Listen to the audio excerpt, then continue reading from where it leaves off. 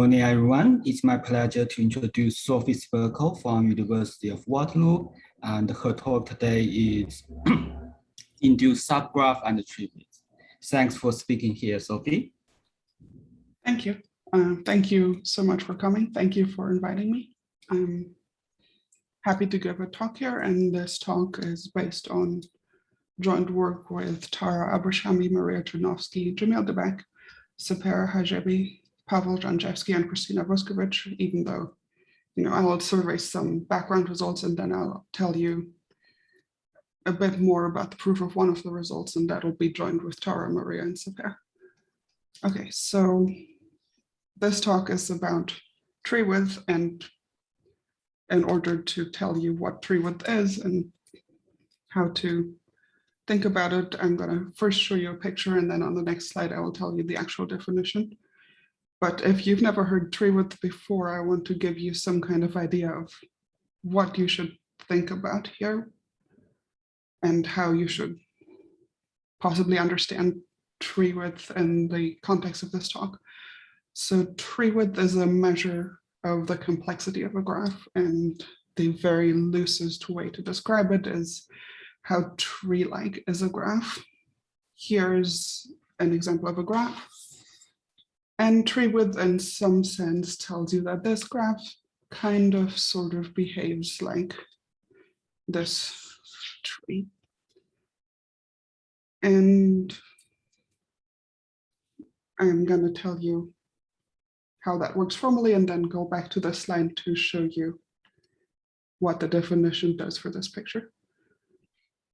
Okay, so formally, a tree decomposition of a graph is the thing you saw on the previous slide. It says if you have a graph, you take a pair, T and beta. T is a tree, and T is not a tree in G, it's just a tree. Nothing to do with the vertex set of G at all. And then beta assigns to every vertex of T a subset of, I need to lock this so I can actually point, a subset of G, and these things are called bands. And then the next two conditions might look a bit weird at first, but they capture that T actually represents G in some meaningful way. The first is every edge of G should be contained in some band. So in that sense, the tree decomposition captures all edges of G. And then the second condition is that for every vertex of G, if we look at the set of banks containing it, then A, that's a non-empty set, and B, it makes a connected subtree of T. And this condition may seem kind of weird at first if you haven't seen it before, but it guarantees that the banks of the tree decomposition form separations in the graph. So going back to this picture, here's a graph, and this is a tree decomposition in the sense that the gray graph here is the tree T, and then the colorful sets you see in the middle are the bands beta. And for example, for this red vertex of the tree, the bag it maps to is these three vertices in the red triangle shape. And so this is what it looks like in practice. And you can see that in the middle for every edge, there's a band containing it. And moreover, if you look at any given vertex, for example, this one, then we can look at which bands of the tree contain this vertex, and it's brown, the medium blue, orange, and pink, and brown, medium blue, orange, and pink form a connected subtree of the tree.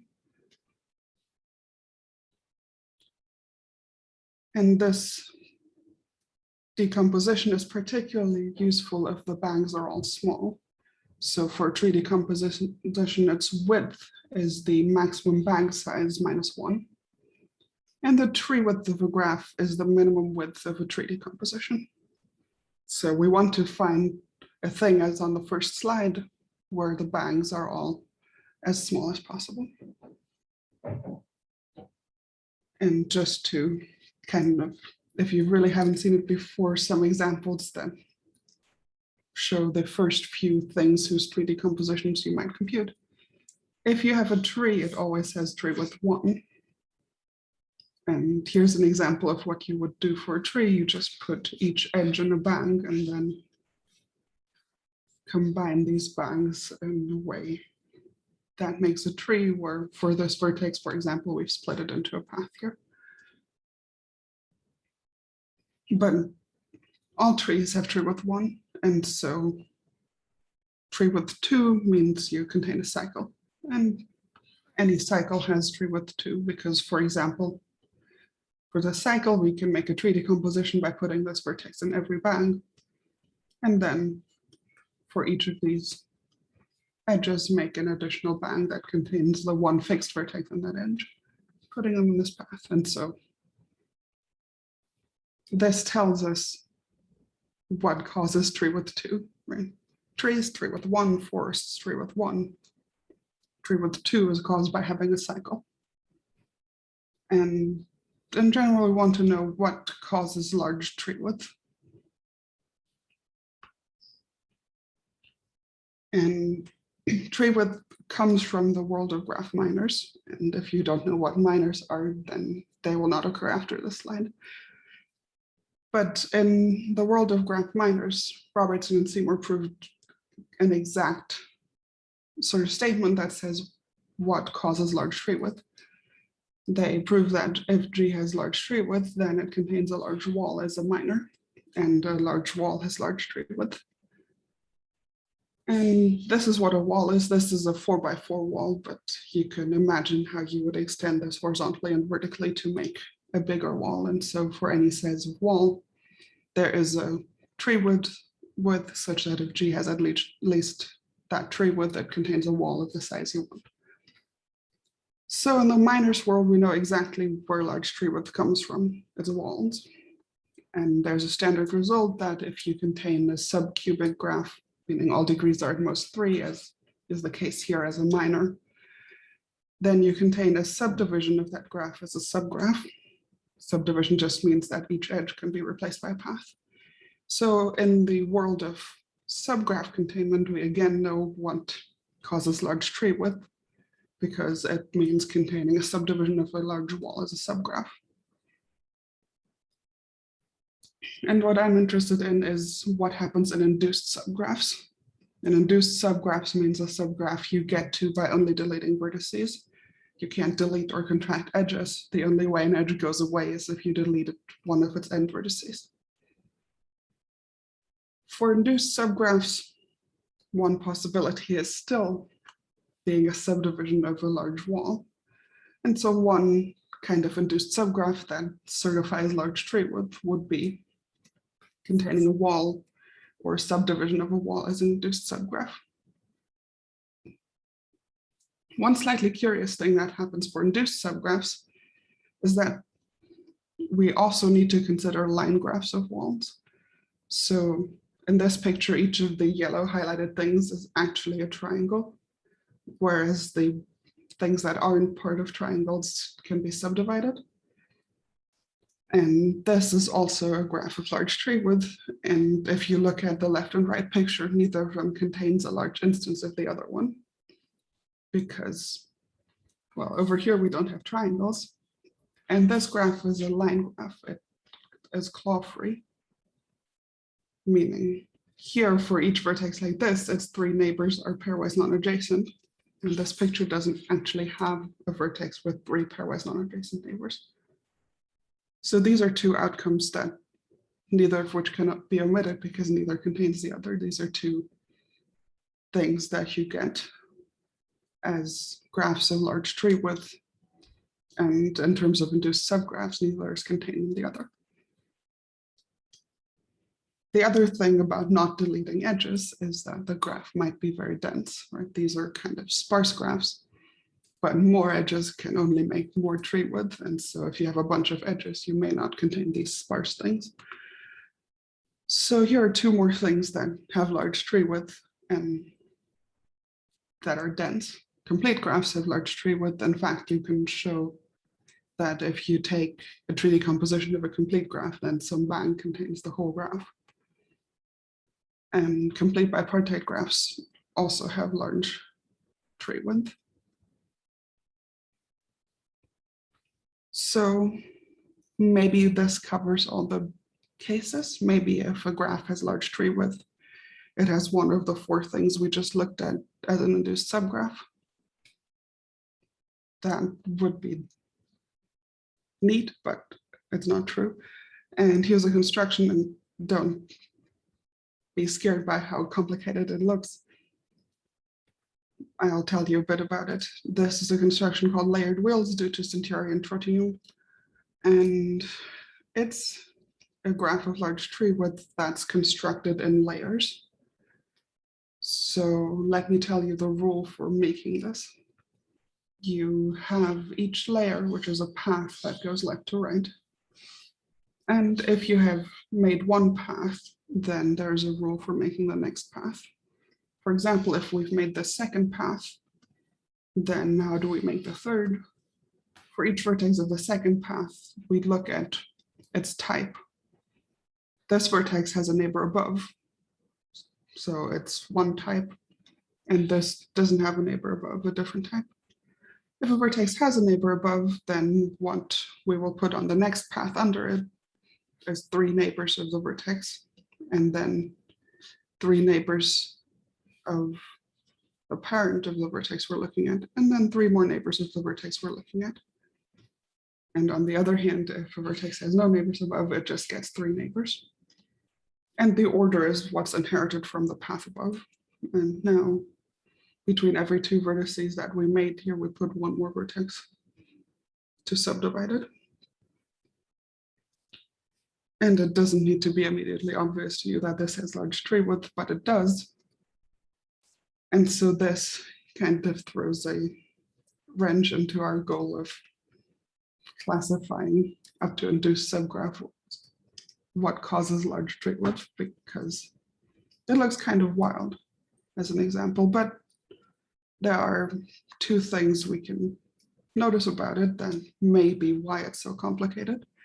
One is it has vertices of huge degree, right? If you look at this vertex, for example, then in each new layer, it'll get a bunch of new neighbors. So if we want to make tree width bigger, we need to have vertices of huge degree.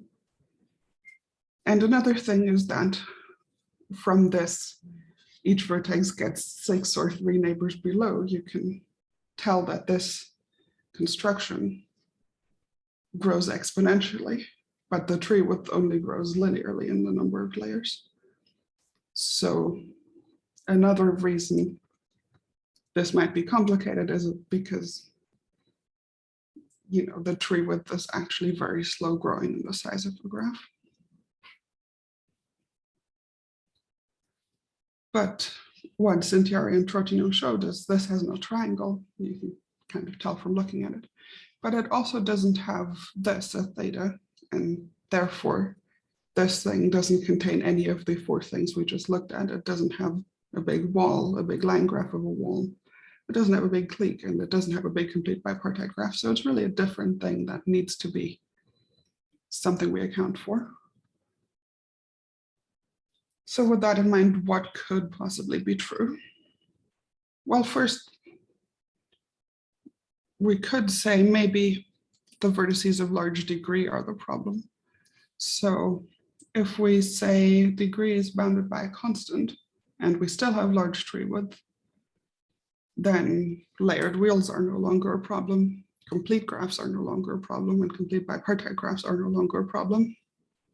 So it's reasonable to expect that maybe if maximum degree is actually bounded by a constant, then we should only get subdivided walls and their line graphs as an outcome. And this would be nice because it's, you know, it behaves like the graph minors world. So it would be a nice answer. And in fact, this was proved by the same people who made this conjecture. If we additionally exclude some large minor from G. So there's some evidence that this may be true. The other thing that layered wheels have is that tree width grows very slowly in number of vertices. So maybe if you want tree width to be bigger than logarithmic, then you need to do something that's not a layered wheel, and therefore maybe it's true that the Treewidth is somehow bigger than logarithmic, then you contain one of the other 4 things of large Treewidth, right? Layered wheels of logarithmic Treewidth. But maybe if we look at graphs with more than logarithmic Treewidth, then the 4 other reasons for large Treewidth that I showed you before are in fact the only reasons. These are the strongest conjectures that we could make given the list of examples I just showed you. And here's what we know. So the first result in this direction is about bounded degree, and you can feel free to look at the picture and not the words. It says that if we don't have a vertex of large degree, degree is bounded by some constant, and we don't have an even induced cycle, then Treewidth is bounded by a constant. Why does it make sense to think about an even induced cycle? Because if you look at a large subdivided wall or its line graph, both of them are guaranteed to contain even induced cycles. So this is the first step towards proving the first conjecture about bounded degree. And so, again, the picture says everything the text says. Here's another result about bounded degree graphs.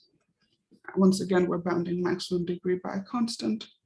And now we're excluding these 2 things. This is a theta and a pyramid. Both of them consist of 2 ends and 3 paths between those 2 ends. And for theta, the 2 ends are vertices. For the pyramid, one end is a triangle and the other is a vertex. So what I mean by this picture is we're excluding all induced subgraphs that consist of 2 vertices and 3 paths between them. And for this result, we can assume that those paths all have length at least t for some fixed constant t. And the same for a pyramid. So exclude all induced subgraphs that look like this, where each yellow segment has length at least t. And then we're also excluding this, which is the line graph of the subdivision of a wall. So all line graphs of subdivisions of large walls are excluded as well. Then we still get Treewidth bounded by a constant. And this is encouraging because it has at least one of the wall type things as an outcome. And this one makes sense because it's contained in a subdivision of a large wall. And then there's this one. It seems possible that this theorem would work without excluding a pyramid, but currently it needs to also exclude a pyramid, even though that the pyramid is not a thing that's contained in any of our 5 things we know of large Treewidth. And so here's something that's a bit more symmetrical between walls and their line graphs. Again, we're in the bounded degree setting. And now we're excluding subdivisions of cubic caterpillars. A caterpillar is a tree with the property that all vertices of degree more than 2 lie on one path. Right, this red path contains all vertices of degree more than 2. It also contains some vertices of degree 2, that's okay. And a caterpillar is cubic or subcubic if all degrees are at most 3. This is something that we know is necessary because of walls. They don't have vertices of degree 4, so we can never hope to get a vertex of degree 4 out of this. And then we exclude all subdivisions of one fixed cubic caterpillar. And we also exclude the line graphs of all of these subdivisions. And this gives bounded Treewidth as well. And so this somehow makes sense because we're hoping that we can put a subdivided wall here and its line graph here. And these pictures look like they're kind of trying to be the bottom layer of a wall, right? You can think of building more of the wall on top of it. And if only we had a process for doing that, we would be able to prove the wall and line graph conjecture. But this gives you at least the bottom part of a wall, the first layer. All right. I have one more result to show you, and then I will show you a few of the kinds of techniques that go into these proofs. Also, I should have said, if you have questions, feel free to ask throughout. Okay, this is the result where I'll show you a bit of the proof. And here we have a number of pictures, and I'll go through them in a second. But this is a result where we're not bounding maximum degree. So here, we're trying to find something that shows that layered wheels are best possible in a sense. We are excluding some things, and instead of proving that Treewidth is bounded by a constant, the outcome will be that Treewidth is at most logarithmic in the number of vertices. And as it will turn out, that will be best possible because of layered wheels. But first, what do we exclude? Exclude some fixed complete graph. We know we have to because complete graphs have Treewidth more than logarithmic. Exclude all thetas, where theta is 3 paths between 2 points, and those two ends are non-adjacent, so the paths all have to have length at least 2. Exclude a pyramid, which is 3 paths between a vertex and a triangle, and here the rule is all paths have to have length at least 2, except one can be of length 1. Meaning just 1 inch, all the others have to be longer. A prism is 2 triangles with 3 paths between them, and all the paths have to have length at least 1. And then there's this guy. It's a prism with 1 path of length 0.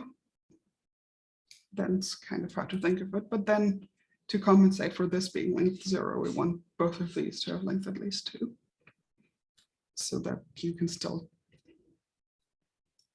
get some induced cycles in there. And that's what we exclude. If we exclude all these families of graphs, then Treewidth is at most logarithmic. And because layered wheels don't contain any of these graphs, because they don't contain triangles, and they don't contain thetas, logarithmic is actually the answer for the class of graphs not excluding, not containing these 5 families of graphs. Treewidth is actually logarithmic in the number of vertices. This gives an upper bound, and layered wheels give a matching, up to a constant matching lower bound.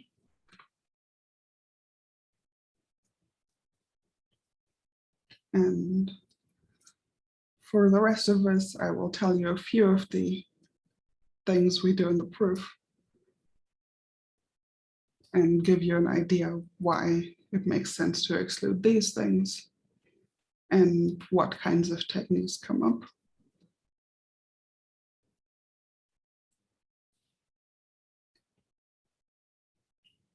Okay. So here's a rough plan, right? We're excluding these 5 things, and don't worry about remembering, I will show you when they come up. We're excluding these 5 things, and we want to find a tree decomposition where all bands have size logarithmic in the number of vertices. And throughout this proof, the main thing we will have to fight with are wheels, and I will tell you what wheels are in a second. But so what we'll do is first we'll assume there are no wheels at all, and then Treewidth will be bounded. And now if there are wheels, we'll try to break them, somehow break up the graph so the wheels go away, because if there are no wheels, we're happy. And it turns out if we exclude the set of things we're excluding, then wheels are actually natural breaking points for the graph. Wheels will give us cut sets that break up the graph in ways that are useful for us. So we'll use the cut sets obtained from wheels in order to break up the graph into little bits. And those little bits will not have wheels, so they will have small Treewidth. But on the other hand, they won't be the whole graph, right? So we'll break the graph up and we'll find a little bit that has no wheel, and so it has small tree width. And then the challenge will be, okay, now we have a tree decomposition of this bit and it's great. How can we put the rest of the graph back in there? And to do that, we need to decompose by the right cut sets in the right order so that the rest of the graph fits into whatever we build for the wheel-free part. So that's the very rough plan. And I highlighted the words that need more explanation. This picture, which I'm using again here because it took a while to draw, and also because it kind of shows the kind of thing we're up against, will sort of serve as a guide for what we do. If you look at this blue vertex, then as it will later turn out, there are wheels containing this vertex, but also it actually separates the graph. If we look at the blue vertex and all its neighbors, which are here and here and there, then this part of the graph can't get out. It's sort of kept as a separate component by the blue vertex and its neighbors. So vertices like the blue vertex on top, which will be problematic because they're in wheels, will be helpful because if we delete them and their neighbors, the graph will break apart a lot. And that's the rough goal. And this agrees with what you get for a tree decomposition of this thing. You will sort of have in each bag a bunch of these vertices with lots of neighbors down because they're wheel hubs. So after all this talk about wheels, let me actually honestly tell you what a wheel is. A wheel is sort of probably what you expect. Right? A wheel is a round thing and a thing in the middle with paths pointing out, except here it's edges. So a wheel is a cycle and a vertex in the middle called the hub with neighbors on the wheel. And there are a few conditions here saying that the number of neighbors has to be at least a little bit. It can't somehow be very local in the wheel in a number of ways. So this is a wheel, and that's a wheel. And having too few neighbors to be a wheel often means that we're actually one of the forbidden things, right? These three things in the bottom row that we don't count as wheels, we don't have to worry about because they are 3 of the 5 things we're excluding. And that was 4, but 3. So this is a wheel, a cycle, a vertex with some number of neighbors. How do wheels happen? Why are wheels the problem?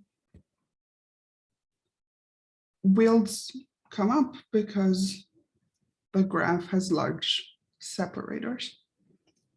And let me explain what all these words mean. If you have a graph, there's a lemma that says, if you have a connected graph and you have 3 vertices each with neighbors in that connected graph, you can look at the minimum connected induced subgraph that still connects these 3 vertices. And if you play this game for subgraph not induced, then what you'll compute is just a tree containing those 3 vertices as leaves. But for induced subgraphs, there are 2 more things that can happen. So here are 3 vertices that are pairwise not adjacent to each other, and this is a minimal connected subgraph that contains all 3.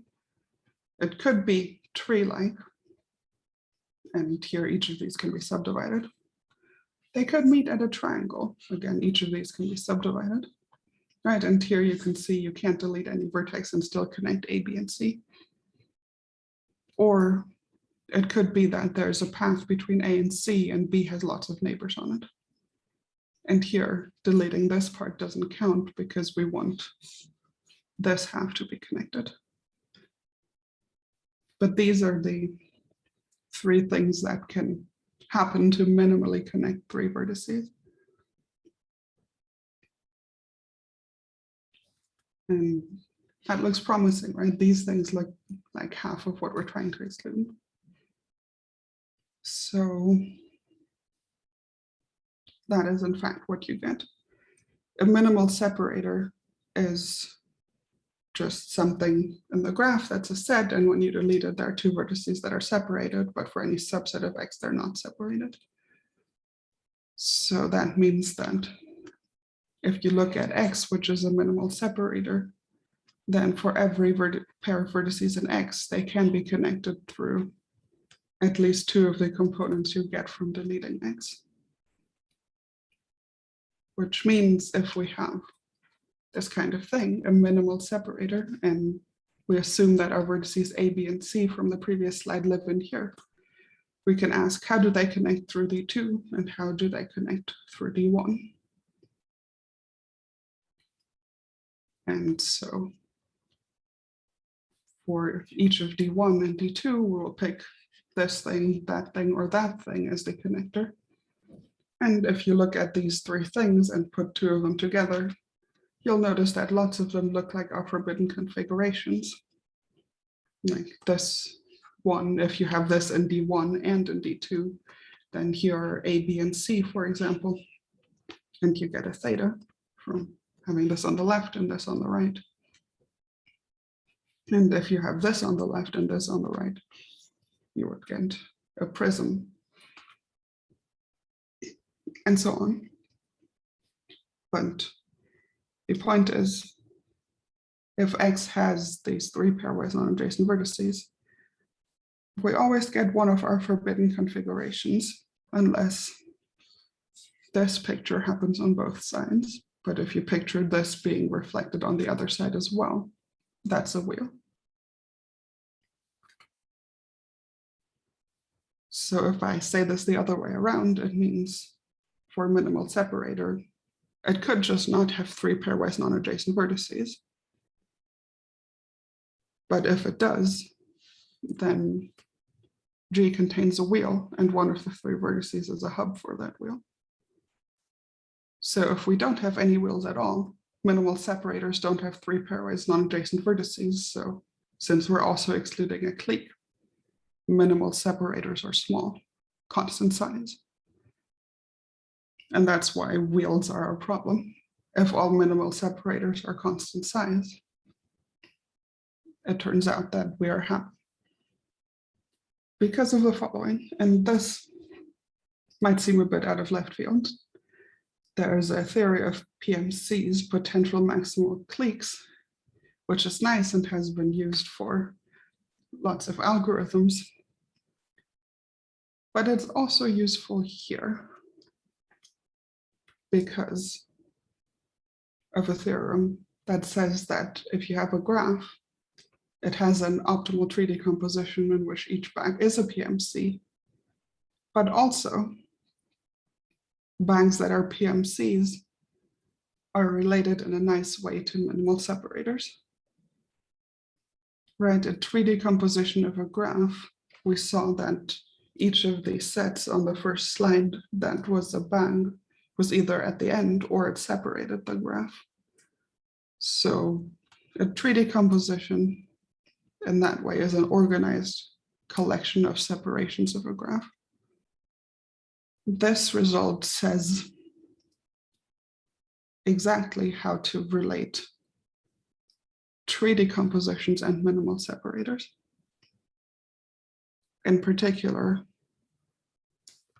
for us, it means that if we don't have any wheel, then we get a constant size tree decomposition for the following reason. If we have a PMC, and if you know what PMCs are, wonderful, but if you don't, just think of them as things that could be bags.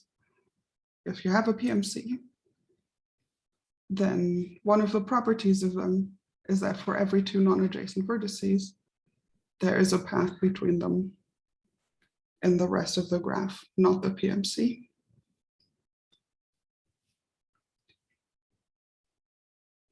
But also, for every component on the outside, its neighbors in the PMC are a minimal separator. And we just said that a minimal separator can't have 3 pairwise non-adjacent vertices without causing a wheel. So if you don't have a wheel, then each of these 2 non-adjacent vertices has a path between them, but no path can actually, even no graph can connect 3 of these, because that would give us a minimal separator that contains 3 pairwise non-adjacent vertices and thus a wheel. So in a graph with no wheels, we can connect each of these by its own path without interfering with the others. So if a PMC has 4 pairwise non-adjacent vertices, we get a theta by just taking paths between 5 of the 6 pairs of those 4 vertices. And the paths don't interfere with each other, because otherwise we would get a minimal separator containing 3 of the 4. Okay. So if we have no wheels, then we are happy because of PMCs. And now I'm going to stop talking about PMCs again. I'm going to try to figure out how to fix graphs which do have wheels. Here's the first technical thing. If we have a wheel, we kind of want to proceed as with the blue vertex, deleting the hub of the vertex and its neighbors, and we're hoping this disconnects the graph. There's one kind of obstruction to this, which is a cube here drawn in a super weird way to show you that a cube is secretly a wheel. But if we have a cube in our class of graphs, it turns out that they're kind of on their own and we can easily get rid of them. So let me just assume there are no cubes, and then what I said is true. And what I said is, for the blue vertex you saw in my picture, if we delete it and its neighbors, the graph falls apart. More generally, if we have a wheel, delete the hub and its neighbors, then the graph falls apart. And here's a slightly more precise statement of this. A star cut set in a graph is just a cut set that you get by deleting a vertex and some of its neighbors. So it's just a cut set with the additional property that there's a vertex adjacent to all the other vertices in the cut set. Now, if you have a graph in our class and you look at a wheel, here's an example of a wheel, then if you look at V, the hub of the wheel, and you delete V and all of its neighbors, not just the ones of the wheel, but honestly all of its neighbors, then the wheel breaks, in the sense that having deleted V and all of its neighbors, each component of what's left over only contains one piece of the wheel. Right here, the wheel has these 3 sectors: yellow, magenta, and green. And once we delete V and its neighbors, yellow, magenta, and green live in different components. So that's kind of nice, because now we've deleted some stuff and the graph has broken apart. And we have also broken apart the wheel. Right? The wheel, its parts live in different components. So after decomposing at V in this way, we have gotten rid of wheels that have V as their hub. So if we could just do this for every vertex of the graph, then none of them would be hubs of wheels anymore. And if there are no hubs of wheels, then there are no wheels. And things would be looking up for us. But on the other hand, if we do this decomposition at every vertex, they might overlap in terrible ways. And what we have at the end is nice and has their wheels, but then the rest of the graph is a big unknown thing that we don't know how it even connects to this, and if it might secretly have large Treewidth. Also, another thing we don't like is, maybe V has a lot of neighbors, and so this cut set we get is huge, and somehow in a tree decomposition we want small cut sets, right? The bangs should be small and the bangs are all cut sets, so we really should push for getting cut sets that are at least a little bit small. So, right, what we've done so far, no wheels, everything is great because PMCs are a method that tell us that if we have no wheels, we have small Treewidth. And here we can see that wheels give us ways to break apart the graph and get rid of wheels. And now we just need to do this in an order that will allow us to find a tree decomposition at the end and then reverse the process to get a tree decomposition of the whole graph. So here's something that is usually used for chi-boundedness and kind of possibly unexpected in the context of Treewidth. This result of Kuhn and Osters says that in our class of graphs, we have bounded average degree. In fact, we have bounded degeneracy. It says in general that if you look at a graph G with, moderately large number of edges, then either it has a really dense part, which would be a complete bipartite subgraph, or it contains induced subdivisions of any graph we want. And we're excluding K23 as an induced subgraph. So if we have a large complete bipartite subgraph, either we have a large clique or we have K23 induced. And we're also excluding all subdivisions of K23. So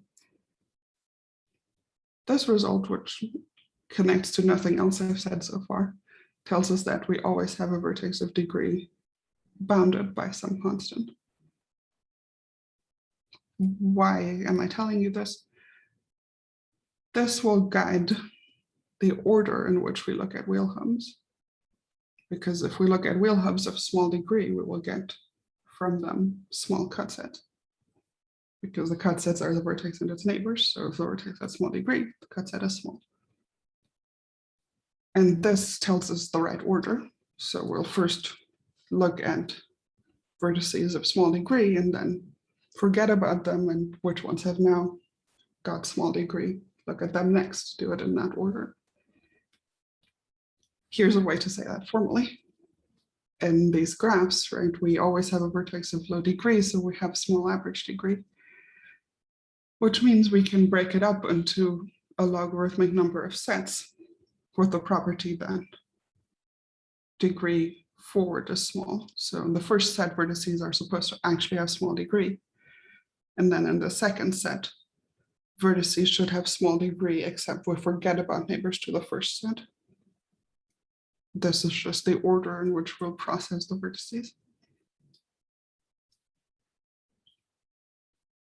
Right, so we want a partition of the vertex set of the graph into a logarithmic number of sets. We want that each set is stable, which we can do because each set will actually have vertices of small degree. So with a bit more partitioning, we can make it stable. And for each vertex in a set, its neighbors going to sets later in the ordering are only a constant number. Right, just from the previous result, we have small average degree, meaning bounded by a constant. So half the vertices have degree bounded by at least twice that constant. Take those, they all have degree at most a constant, so we can color them into a constant number of sets. And now we've got our first constant number of sets. They're all stable, they all have small degree, and we've already dealt with half the vertices. And now delete them and iterate.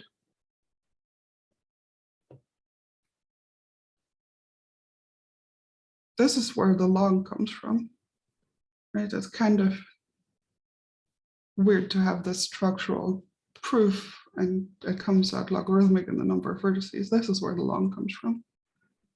It comes from the fact that we would like all vertices to have bounded degree, but instead of bounded degree, we only get this bounded degeneracy. So we partition into a logarithmic number of sets that in this way each have bounded degree forward. What do we do with them? Here's a rough plan. We proceed with the sets in order, right? Just think about the first set. The first set is vertices that all have small degree, and for each of them, we will do this star cut set breaking apart of the graph. And there are two things that can happen if we break apart at a vertex. It can break the graph into one big piece and a few little pieces, or it could break the graph completely into a bunch of little pieces. And so we do different things for those things.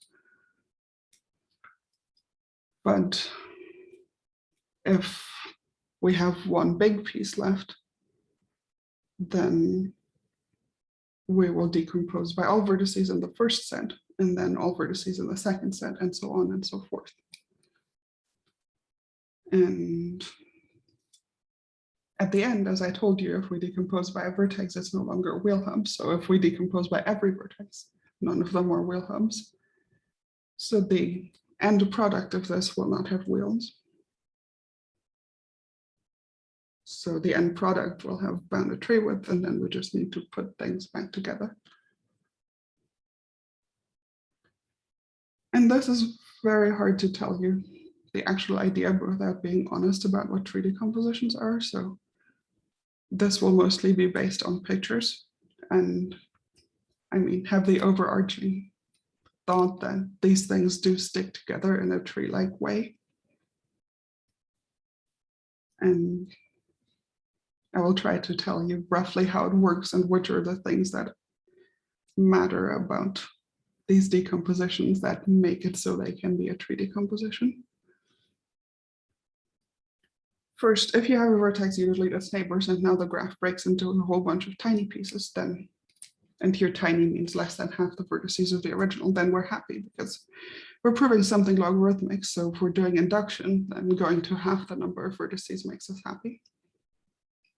So if we find a vertex and deleting its neighbors now results in a bunch of pieces onto which we can apply induction, we will do that. And so each of these will have a nice tree decomposition and works by induction. And now we will be able to put them back together, because somehow each of these is its own thing. They don't interfere with each other because they don't have edges to each other. So we only need to worry about the way that each of the components now contracted to a vertex interacts with V. And as it turns out in that graph where you contract the components, we get almost no wheels. So we like that graph. And this is one case. The case that's somehow more indicative of what actually happens is if we delete a vertex and it only cuts off a little bit of the graph. So if that's the case, here's a vertex and we deleted its neighbors, and now there was still a huge chunk of the graph that stayed connected and a bunch of little bits that broke off. If that happens, then we don't have a one-step win. We need to decompose by this set and then go further. And let me just tell you what the picture says instead of telling you what the words say. What is helpful for us is that if we look at our first set, here are the vertices in it. They each have a small number of neighbors. And each of them has the property that when we break the graph by this vertex and its cut set, then we get one big chunk and a bunch of little bits. Then these little bits are sort of private, they don't interfere. So for this vertex, it thinks that this is all one connected set. And these little sets are broken off by using this vertex. And this vertex breaks off these bits and thinks that this is the big set. And there are no edges here.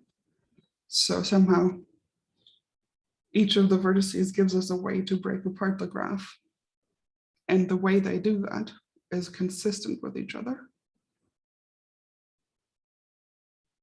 Right, this picture looks sort of tree-like if you had a tree here. And by tree, I secretly mean tree decomposition. You can imagine just sticking these bits on, and that would still result in a tree. So that, in a very loose big picture sense, is why it works. They each cut off a little bit, but the little bits live in separate places. So we can put them together all at once. So that's what happens with the sets. We have these sets that tell us in which order to decompose. We decompose by all of them. Then we have a big set in the middle, which has no wheels. We find a tree decomposition. And then we go backwards through the sets by which we decomposed, at each step sticking back on the things that stick out in this way. And that, you may have to just believe me, makes a tree decomposition. But in particular, the thing that works for us is then these decompositions work together. Each of them cuts off its own bit, and these own bits don't somehow group together to make a big clump with large tree width. They all are little things that we can just apply induction to each of them separately. And here's a slide that explains what I just said with a little bit more detail that I'm just going to skip. So let me say once again, the idea is if there are no wheels, we're happy Treewidth is bounded by the wonderful theory of PMCs. Also somehow general-defined graphs without wheels are nicer. So we want to destroy all the wheels. And we said whenever we have a wheel, we don't like that it's there, but it breaks apart the graph into pieces where that wheel is no longer a problem. So we want to decompose by each wheel. And for that, it's enough to decompose by each wheel hub. And we need to do this in the correct order because otherwise the cut sets we get will be all over the place. But if we'd organize them by degree, it turns out that that works for being the right order. And each of them in the same set will behave in a way that we understand and we like. So we can decompose by all of them. Then we have this big thing with no wheels and bounded tree width, and then we have to stick things back on. And in each step, we pay a constant amount in tree width for the sticking back on part of this. So that's why constant tree width becomes logarithmic. In each step, we add a constant for gluing two tree decompositions together. And then this gives algorithms. So what I mean by that is tree width, constant tree width gives a lot of algorithms because on trees we can do dynamic programming, and on tree decompositions we can do dynamic programming pretty much just the same as on trees. But a lot of these algorithms are singly exponential in tree width. And if you're a constant to the tree width and tree width is logarithmic, then you're polynomial in number of vertices. So a lot of things that can be solved in singly exponential complexity and tree width are polynomial on these graphs. For example, we can find a maximum stable set. We can actually color because we know chromatic number is at most a constant by the degeneracy bound. And we can do lots of things because of logarithmic tree width, which is nice. Logarithmic seems to be somehow non-constant tree width, but still helpful for algorithms. So, this gives algorithms. And let me show you this picture again. Thank you for listening, and please ask questions if you have them. And for your talk, that's a very nice talk. Are there any questions?